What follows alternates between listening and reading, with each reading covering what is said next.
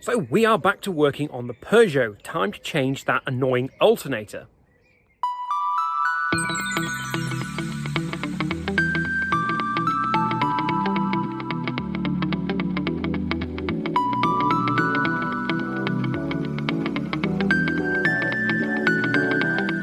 So first things first, when doing anything to do with the alternator, take the battery off. Interesting, the Peugeot has a quick release mechanism, which is quite handy.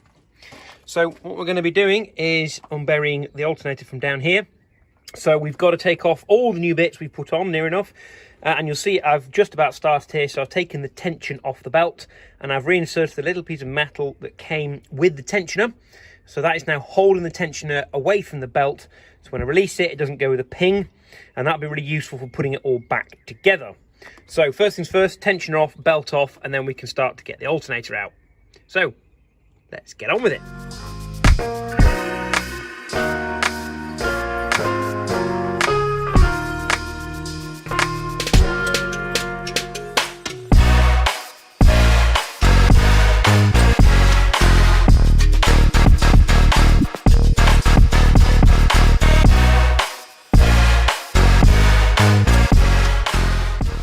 Taking a quick break from trying to get the alternator out. You will see it's fairly well exposed now. So I've got the tensioner out, I've got the top two bolts out and the front lower bolt down there.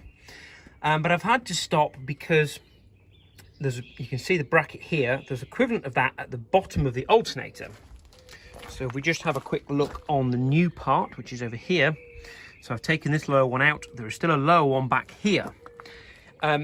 In the infinite wisdom of the designers at Peugeot, it is completely inaccessible and hard up against another bracket or part of the block at the back. Which means, although I can touch it with my fingers, I cannot get a socket or a ring spanner onto it. And it's slightly recessed behind this piece of plastic, which means you also can't get an open-ended spanner on it either. So I don't quite know what sort of special tool is going to be required to move this pain in the arse out of its threads, but now it's time to do some internet research where I find out how on earth I'm supposed to get that out without basically taking the exhaust manifold off, which, if that's the case, dear Peugeot, so we have freed the alternator from its hole, a nice really oily hole. The biggest problem was the bolt that goes into this bracket just down here. So the axis on the other side, which you can probably just about make out on here, is up against what I can only assume is a bracket for part of the exhaust by looks of things. And the access is too tight because it's recessed behind the plastic at the back of the alternator. So your traditional ring spanner is out of the question. Anything involving a socket and a ratchet is out of the question. Even an open-ended spanner doesn't do the job. We ended up having to use a ring spanner. Thank you to my neighbour Chris for lending me this, because I didn't have one here with me. So 16mm ring spanner like that, that's offset, is just right for getting in, and you can get about 1/8 of a turn before you hit the aircon pipes down there, and that bolt will eventually come out. And this is the awkward bolt I was talking about. So it sits inside this little bush, which goes in the bracket, which comes out once you've loosened it all off. The taper on the inside of here actually splits that bush collet, whatever you wish to call it, out so that it locks in place. So yeah, the access is terrible because once that's all tightened all the way in, it's tucked in behind all this plastic.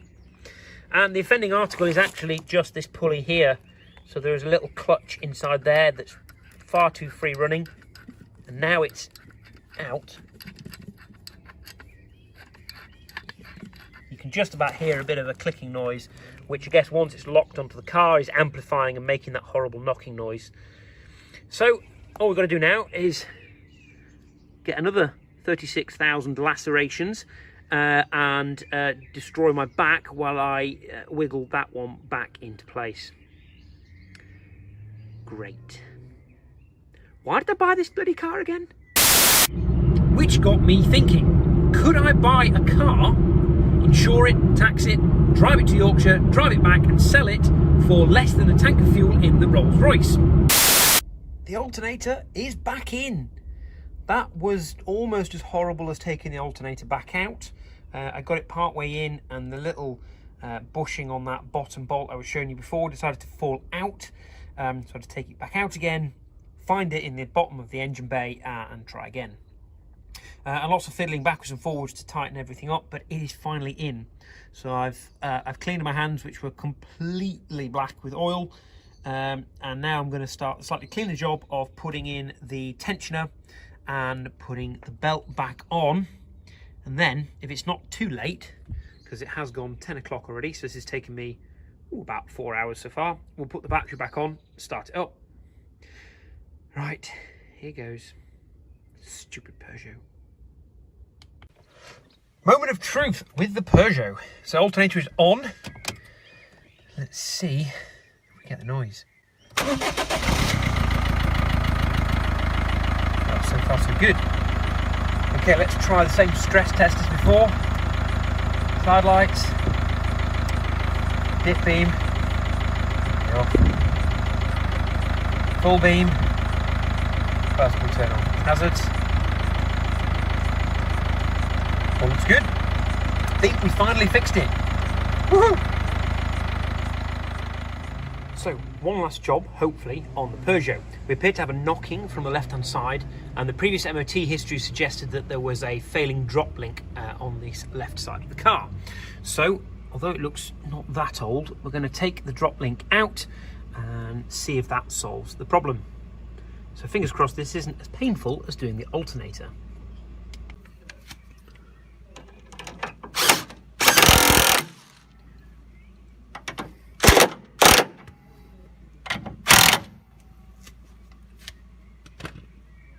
Just like that. Well, it looks like we found one of the sources of the clunking.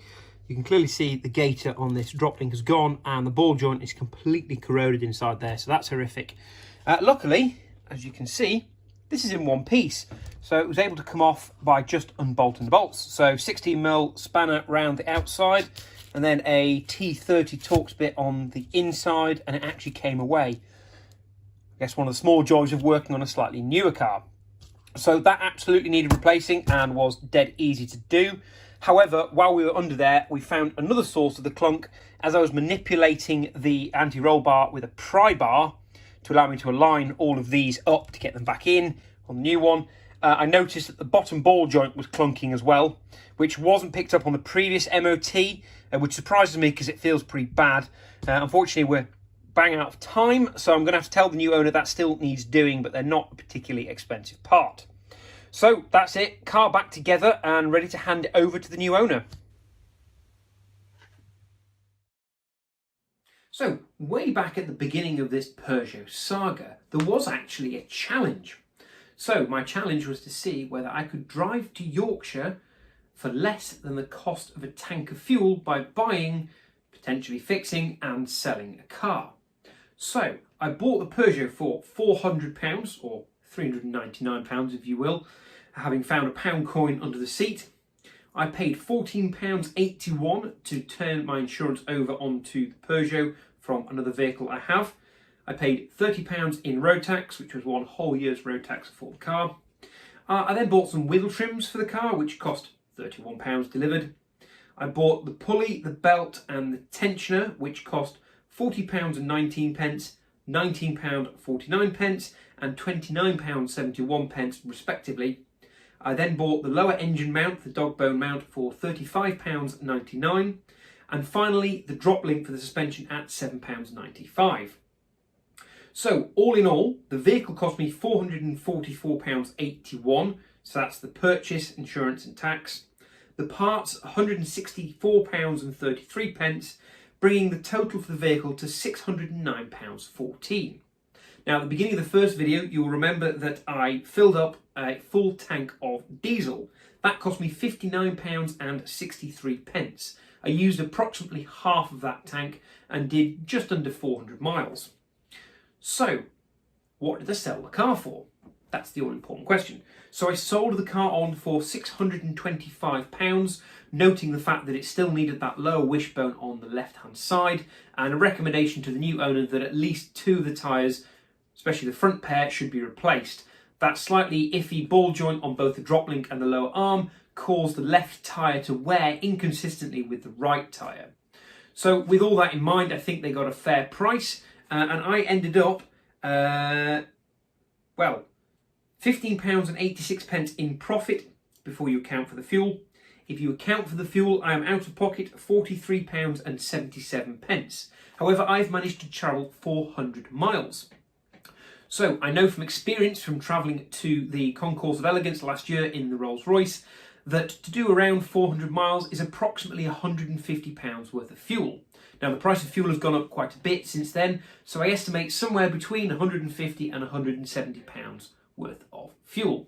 So at £43.77 lost, but including the fuel and everything to get me to Yorkshire and back, I reckon I'm somewhere in the region of £110 to £130 better off.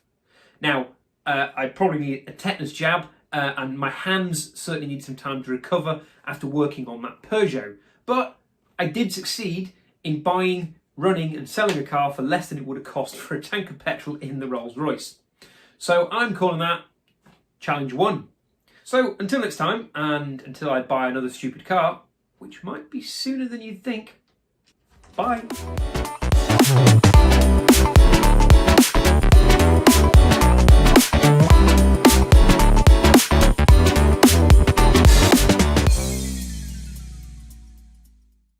Oh, don't forget to like, share and subscribe and all that.